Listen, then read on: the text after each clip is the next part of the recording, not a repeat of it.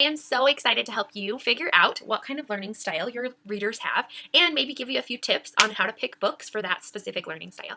So before we get started, there are three main learning styles. There's kinesthetic or hands-on. There is auditory, or that means listening or hearing, and there's visual, and that's more of a seeing. So these three learning styles are the main ones that are talked about, and there is a really easy way to figure out what your child is. So you can ask your child to describe their favorite dessert. Now, if they're a little indecisive and it's kind of tricky to pick a favorite dessert, you can have them describe their bedspread as well. That will work. So for example, I love root beer floats. They are so delicious. I love being able to pour in the root beer and have that foam come up in my glass and be able to drink that root beer float foam. I mean, I could eat that all year long. It is so good. So I don't know if you caught, but I am a very hands-on or kinesthetic learner. I use my hands when I talk. I use my hands when I teach, when I'm describing things. I'm very hands-on. You may have also noticed I looked up a couple of times. I'm also a visual learner. So if your kids are hands-on, they will describe things with their hands and try to act it out. If they are a visual learner, they will look up and reference back to this visual image that they've created. If your child is an auditory learner, they will also look up, but you will notice their eyes going back and forth, almost as if they are reading something. So that's a quick and easy way to figure out what kind of reader or learning style your child has. Now I have a few recommendations. Auditory learners really benefit from books that have a lot of repetition, a lot of rhyme, and a lot of rhythm. So these are some of my favorite books for auditory learners. Anything by Eric Odie, like Busy Trucks on the Go, is going to have lots of great rhythm and rhyme on every page.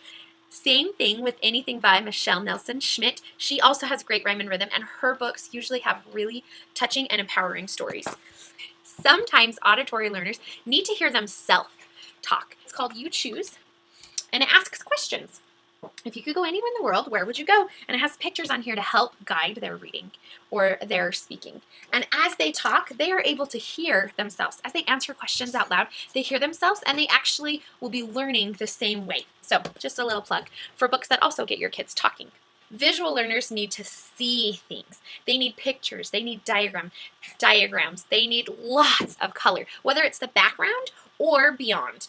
It's not something that gets the book busy. You don't want busy books, but you want books that are visually stimulating. So a few examples would be some of my favorite chapter books with Usborne are very colorful. They are not just black and white text. They've got lots and lots of color in them. We even have a few that are written like a graphic novel, or some that have a mix. So this one has a couple pages of graphic novel text, and then it goes into the regular text. So it's a good bridge book for kids who are just getting into chapter books. We also have a fabulous series called the Illustrated Series.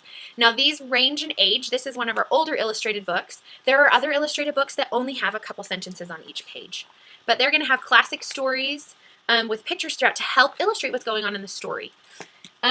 We also have some illustrated science and math books that are really helpful, or one of my favorites is the Children's Encyclopedia. It has QR links to other things online, as well as videos that are safe for your kids to watch as they're learning about these things. But again, it's going to be very colorful, very visually stimulating, and great for these kids. The last one is our kinesthetic or hands-on learners. This is very much my voice and very much me. So you want books that are fun and interactive. Books can be just as fun and engaging as electronics. You just need to find books that have that interaction, flaps, textures, or that ask you questions and interact with you. So let me give you a few examples. This is currently one of my son's favorite. It's called There's a Mouse About the House. And what's really fun about this is that you do move the mouse throughout the house.